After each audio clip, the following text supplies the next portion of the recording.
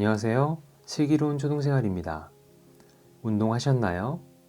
독서하셨나요? 칭찬하셨나요? 새로운 학년, 설렘과 걱정이 공존하는 시간입니다. 새 학년이 된 우리 슬초 친구들 진심으로 축하합니다. 새 학년이 다가오자 긴장하고 불안해하는 아이 때문에 덩달아 긴장하신 부모님도 많으실 텐데요. 새로운 학기가 시작되면 교실에서 흔히 볼 수 있는 틱 장애에 관해 소아정신과 전문의인 조선미 교수님의 조언을 소개해 드리겠습니다. 틱 장애는 자기도 모르게 어떤 소리를 낸다거나 움직인다거나 하는 것을 말합니다. 그래서 틱 증상을 보이면 일단 틱 장애라고 진단을 내립니다. 틱은 운동 틱과 음성 틱으로 나뉘는데요.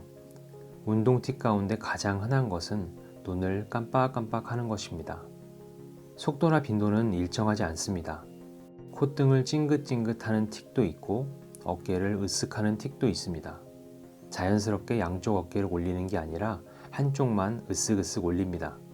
음성틱의 가장 흔한 증상은 코가 막힌 것처럼 킁킁 소리를 내는 거예요. 또 가래가 낀 것처럼 목에서 소리가 나는 경우도 있습니다.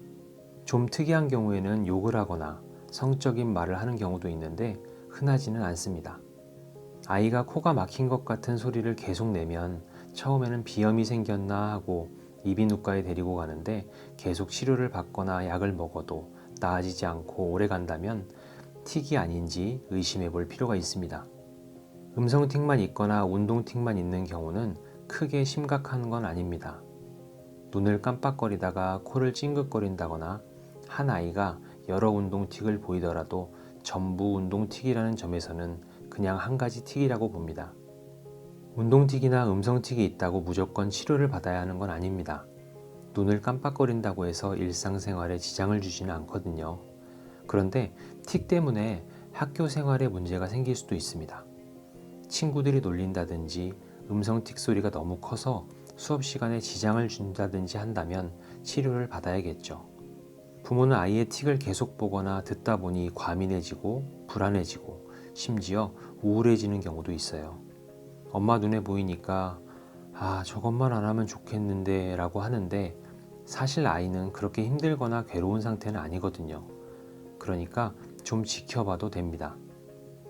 그런데 운동틱과 음성틱을 모두 가진 경우가 있습니다. 이때 두 가지가 반드시 동시에 나타나는 건 아닌데요. 지난번에는 눈을 깜빡거렸는데 요즘에는 가래가 있는 것처럼 소리를 낸다면 음성틱과 운동틱이 모두 있다고 보는 겁니다. 이런 경우를 뚜렛 장애라고 부릅니다.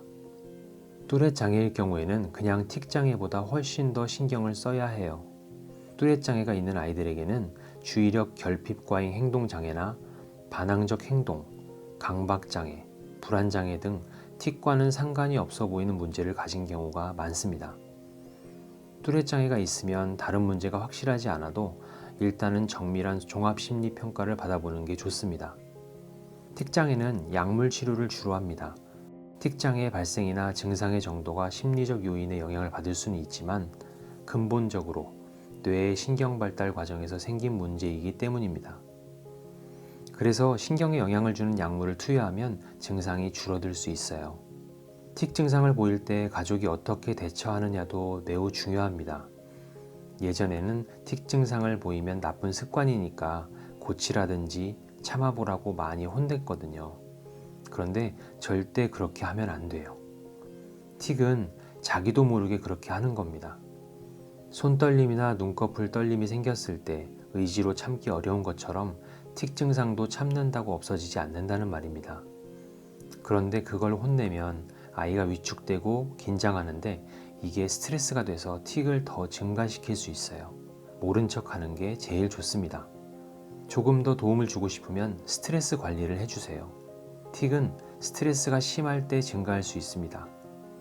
학원을 너무 많이 다니는 건 아닌지, 친구들과 싸우지는 않는지 아이 주변을 둘러보고 스트레스가 될 만한 요소를 감소시켜주면 아이의 틱이 줄어드는 데 도움을 줄 수 있습니다. 들려드린 내용은 소아정신과 전문의 조선미 교수님의 조선미의 초등생활 상담소의 본문입니다. 새학기 교실에는 다양한 종류의 틱 증상이 눈에 띕니다.